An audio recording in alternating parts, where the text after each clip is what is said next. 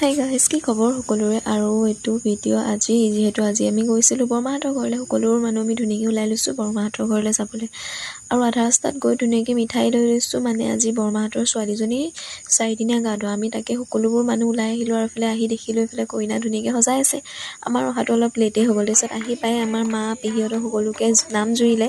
তেওঁলোকে গৈ ধুনীয়াকৈ শৰাই এখন দি দিলে আৰু এইফালে দেখিছেনে সকলোবোৰ মানুহ ইমান ধুনীয়াকৈ ফূৰ্তি কৰিছে।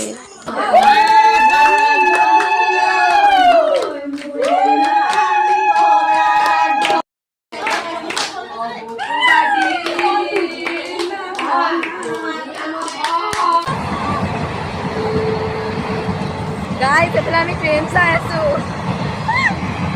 ট্ৰেইন নাই দেখা গাইজ, আজি প্ৰথম দেখিছোঁ। ট্ৰেইন চাই বোলে ওলাইছোঁ আমি গোটেইখিনি। ট্ৰেইন চাবলৈ গোটেইখিনি ওলাই আহিছোঁ। এইফালে ট্ৰেইনৰ ৰাস্তাই আমি গৈ আছোঁ। ট্ৰেইনত ওপৰৰ পৰা ফটো মাৰিবলৈ গোটেইখিনি নকওঁ যা।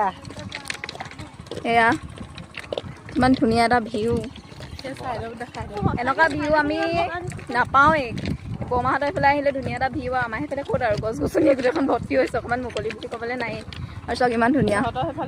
আৰু এইফালে ধুনীয়াকৈ আমি ফটো মাৰি আহিলোঁ। ফটো মাৰি অহাৰ পিছত বৰমাহঁতে ক'লে ভাত খাবলৈ, যিহেতু আমি ঘূৰি যাব লাগিব ন, সেইটো কাৰণে দেৰি হ'ব। সেইটো কাৰণে আমি সকলোবোৰ মানুহ বহি দিলোঁ আৰু এইফালে ধুনীয়াকৈ ভাতটো খাই লৈছোঁ।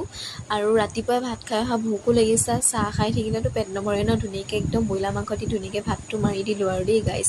আৰু দেখিছেনে এইফালে সকলোবোৰ মানুহ বহি ল'লোঁ। আজিলৈ বাই।